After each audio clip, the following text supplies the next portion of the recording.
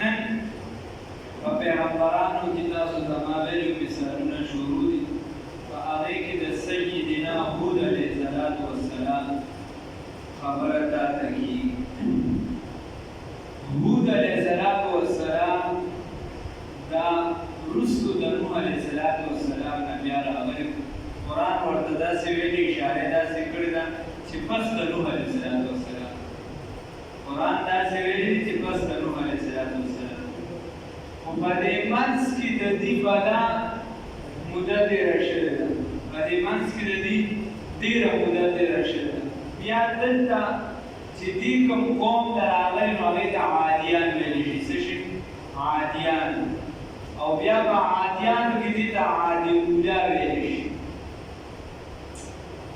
هر چې د دې متعلق کیسې دي او د دې متعلق خبرې دي نو هغه مشهورې دي چې عادیان دونه مضبوط خلک وو، دا او دا او دا.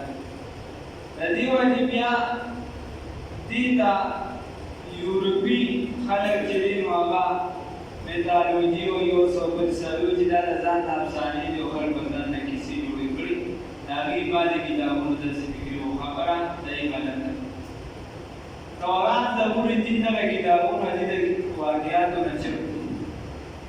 هر چې قرآن دی نو دې ښه په صراحت سره د دې ذکر کړی دی. او بس د قرآن نه بیا په دې چې ډېر بحث شوی دی نو کوم چې د ځمکو ماهرین دي یا ساحه قدیمه والا دي دا نهې نهانې چې ډېر کې دي نو قرآن چې کومه خبرې کړې دي نو هغې دا یې تطبیق ورکړی او دې وایي چې دا خبره هغې وایي چې صحیح ډېر خبر قرآن موږ سره یقیني دي او دا نور چې دی دا د ګمان بس موږ یې وچلو هغه صحیح کېدي شو غلط هم کېدي شو خو قرآن خو یقیني راوتېدل. عادیان دا اصل عرب وو، څوک یې یو سر ملاوځي خو اصل عرب وو. عرب غلطي بیا دې ځای کې وشي چې یورپي مستشرقین چې کوم دي هغې نه په الفاظو کې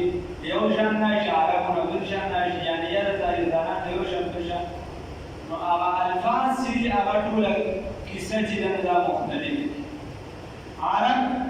کې چې کوم زاړه عرب نو هغې ته یو عرب عاربه ویلی شي یا عرب عاربه ورته ویلی شي او یا بادیان. اوس دغه عرب چې کوم دي بایده چې کوم د دې بایده وي عرب بایده نو دا هغه قومونه چې یې د تاریخ ذکر کړي عرب والا نازوي هغه قومونه چې هلاک شوي او عرب عاربه هغه قومونه چې هغه د عربو اصل خلک اصل عرب او اصل کې دې عرب چې د صحران او صحرایي خلک وغیره بیا پکې وغیره خبرې مستشرقین ورته وایي هغوی ورته چې دی نو به عرب عاربه په دغې څیزونو باندې اواز نه کوي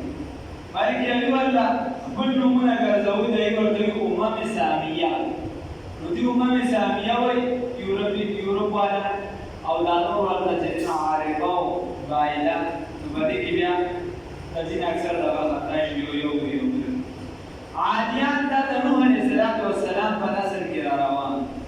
او هود علیه السلام چې دی نو دا د دې د خپل خاندان نه بلکې د دې د مضبوط خاندان چې کوم خلود شاه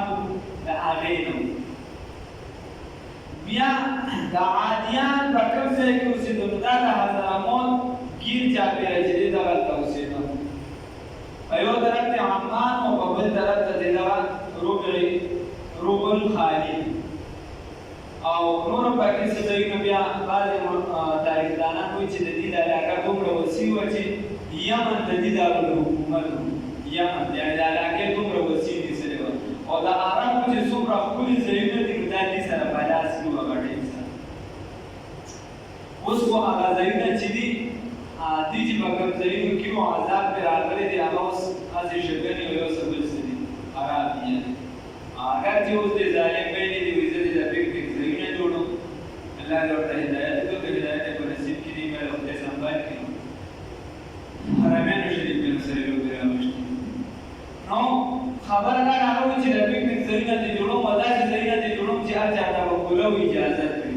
هېڅ بندیز په دغه ځایونو کې به نه وي هغه ځایونه چې هغه د عبرت ځایونه د هغې نه متصر سیاحت ځایونه کوي الله یې بخښي. حضرت هود علیه السلام دنیا ته چې کله پیغمبر شو نو باندې دعوت چې د خپل قوم د ورکړي نو اصل پیغمبر د هغې مطابق تللی هود علیه السلام خپل قوم ته وایي وإلی عاد أخاهم هودا او هر کله ارسلنا إلی عاد أخاهم هودا موږ راولېږو عادیانو ته ورور د دي څوک هود علیه السلام هود علیه السلام ته ورور نو دا د دې په پام کې ورور اگر که مذهبي کیسې جدا وه لکه یو ستا په ملک کې پاکستاني یو کس هغه ستا د ملک په حساب سره ورور دی یا یو کس ستا په افغان کې د کافر مسلمان هغه بیله ده هغې ورورګلي بیله ده یو قانوني ورورګلي دی د کام په حساب هغه ستا ورور دی یا د انسانیت په ناطې باندې چې دی ټول خلک د یو بل وروڼه خویندې نو مذهبي اړخ د دې جدا قالت وویل یا قوم ای قوم اعبدوا الله عبادت وکړئ د الله تعالی الله عبادت وکړئ ما لکم نشته ستاسو لپاره من اله علی بل معبود غیره علاوه د الله تعالی الله نه ما سوا بل معبود نشته فلا تتقون لپاره د دې چې تاسو د شرک نه بچئ تاسو ولې ځان د شرک نه بچئ ولې نه یریږئ دا عادیان چې دا بنیادي طور چې دی دا بت پرست او علما لیکي چې بت سوای او اوس یو چې کوم نوح علیه السلام چې کوم قوم ته راغلی هغوی به د کومو بتانو عبادت کو هغه عبادت بیا دې شروع کړی هغه عبادت بیا دې شروع کړی او دې ته چونکې په خپل وجاهت باندې په خپل شان باندې دې ته یو حیثیت حاصل تاریخونه لیکي هذا في بعيده دا عارفه چې کوم تقسیم کوي هغه وی چې د عربو زور چې یعنی عادیان وغیرہ دي د یو ځای نه بل ځای ته د عربو زاړه چې کوم خلک دي مصر ته تللي یو ځای ته بل ځای ته دي د ځایونه کې مضبوط حکومتونه په خپل وخت باندې دا جوړ کړي او زړو یورپ والا به نه منله خو چې جدید کوم تحقیقات کوي نو هغې عثماني چې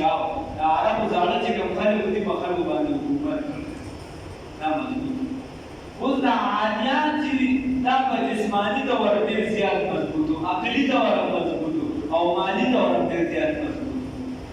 جسماني طور خو دومره مضبوط چې په لاسو باندې به یې کار دی کول یو څه بل څه به نه استعمالوي او قد او قامت یې دومره چې د 30 ګزو پورې کسان به پکې موجود زیات هم پکې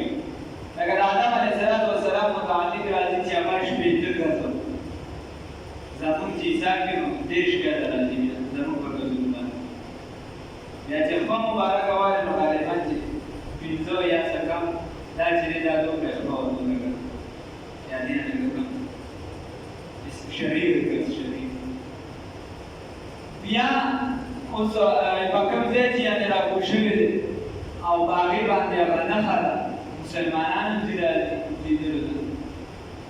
الله دې موږ ته توفیق راکړي ولې منع خو نه ده سیر و سیاحت منع نه دی چې د اسلام تابع وي که نه آیا منع دی چې ته سیر و سیاحت ته روان یې تا ځان ته ګاڼه لګولې ته سیر و سیاحت ته روان یې ته چې دی نو د اسلام د حدودو خیال نه ساتې نور خو الله ویل سیرو فی الارض دلته او بدمت والا هغې وایي چې دا د بوتنبوت د خپې نښه ده الله وایي که بوتنبوت خپله بدن څومره چې د خپې دومره غټه ده تاریخ خو خپله وپوهېږه چې د هغه څومره بدن چې د خپې دومره خیر دې کې دا بیا چاته دې نه زیات کړ چې بغداګي به کې 300 کاله عمر و دا دغه کیسې بیا ټیک نه دي ځکه چې د آدم علیه السلام نه دا خبره داسې را روانه چې وخت تر وخته خلک کمزوري کېږي او جسمونه چې دي هم کمزوري کېږي عمرونه یې کمېږي نو آدم علیه السلام مثال په طور 15 ګزه والی شرعي بیا داسې راته نو دې 30 والا یو څه والا بل څه والا خو د دې نه زیات موږ نه شو اغوښتی چې دې په 40 عمر والا د آدم علیه السلام نه پکې بیا کس ورواړی چې د هغه نه هم زیات نو دا خبره بیا ټیک نه ده خو جسماني طور ډېر زیات مضبوط او حکومتونه به یې کول په دې خپلو سیمو باندې ګرد چاپېره ځایونه چې دي دا یې مضبوط کړل تر دې پورې چې حضرت هود علیه السلام چې راغی دې ته دعوت ورکو نو حضرت هود علیه السلام په دې کې بلا مدت یې راکړې په دې کې یا تېر کړي دي 460 ساله یا یې چې دي 400 سال تېر کړي او یا پکې 134 ډېره غریبه دا ده چې 400 یا 460 سال په دې کې تېر کړي بیا دا یې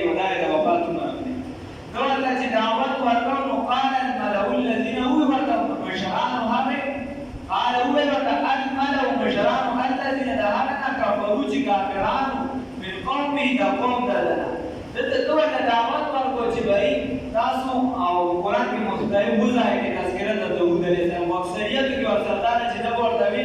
بھائی په خپل مال دولت باندې تاسو مو مغرور کیږي دا اجتماعي خبره وکړي بھائی تاسو په خپل جسم باندې مو مغرور کیږي او بل دې کې ورته بھائی تاسو د بلکې دې کې مراشي چې تاسو د نوح علیه السلام چې دې دا هغه پس د ځمکې وارثانو ګرځول شي یعنی مطلب کې دا چې دا قوم نافرمانی کړو نو په کوم ځای ته ورسول که تاسو نافرمانی کوئ تاسو وارثانو ګرځول شي تاسو بدل شي بل قوم راوستي بل قوم راوستي دا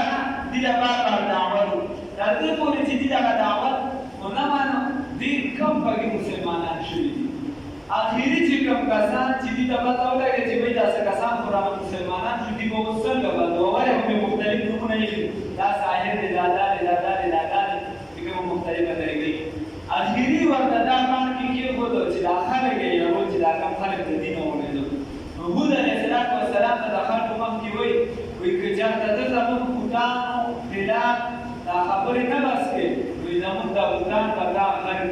دا به دا بیمار کړي دا به دا وکړي هود علیه السلام ورته وایي جواب کې میدان کې دا د دې اخري مکالمې دی هود علیه السلام ورته وایي چې یوه دا خبره بنیادي وره چې زه ستاسو په خواږه د معبود پرستش نه کوم او تاسو چې د کوم خدای عبادت غواړئ او د کومو باطلو خدایانو عبادت کوئ د هغې خو زه سره نه د هغې او د سره نه د هغې عبادت وکړو او دویمه بنیادي خبره دا ده چې زه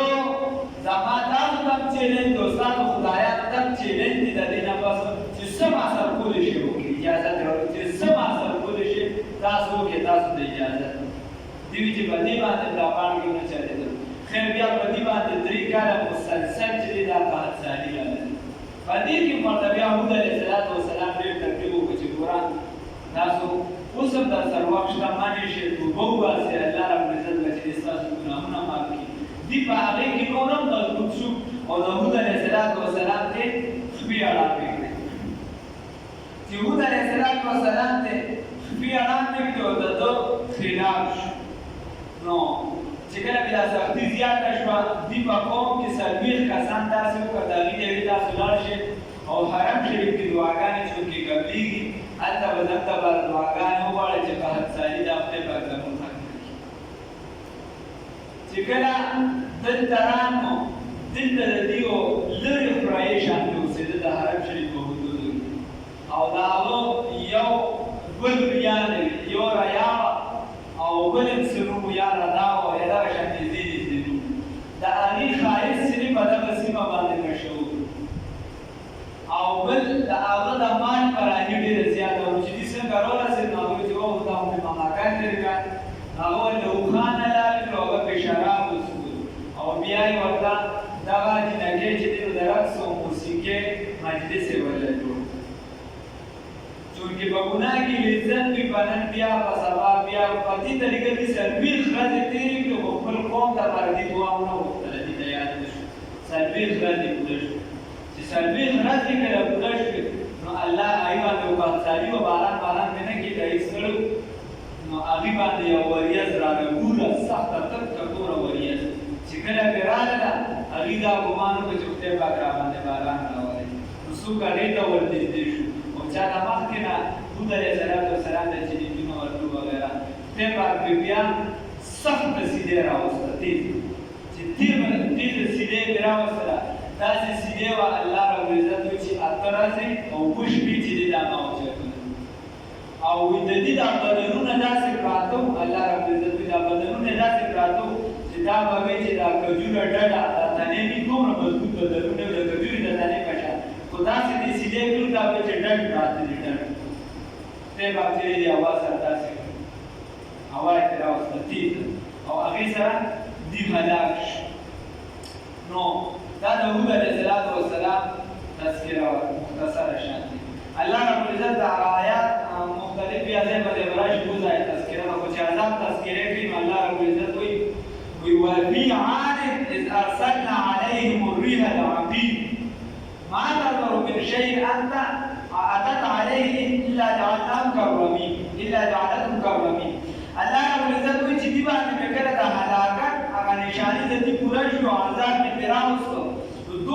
د سیدې ودا په دې داسې تېره شوه چې ګویا دې یې وګرځول هغه زاړه هډوکي یو دی الله راوړي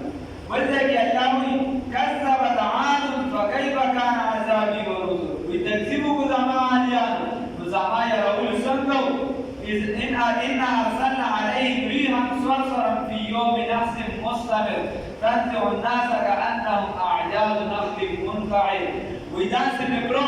تخصص بأجرة والبدي أوازه أو إذا سمعوا وردوا گویا چې د کجوري دا تنه چې دي دا چې ډېر شته کشانو ورته واما عاد فاهلكوا بريح صرصر عاتيه سخرها عليهم 7 ليال و8 ايام حسوما فترى القوم فيها صرعى كانهم اعجاز نخل خاويه فهل ترى لهم من باقيه الله رب العزت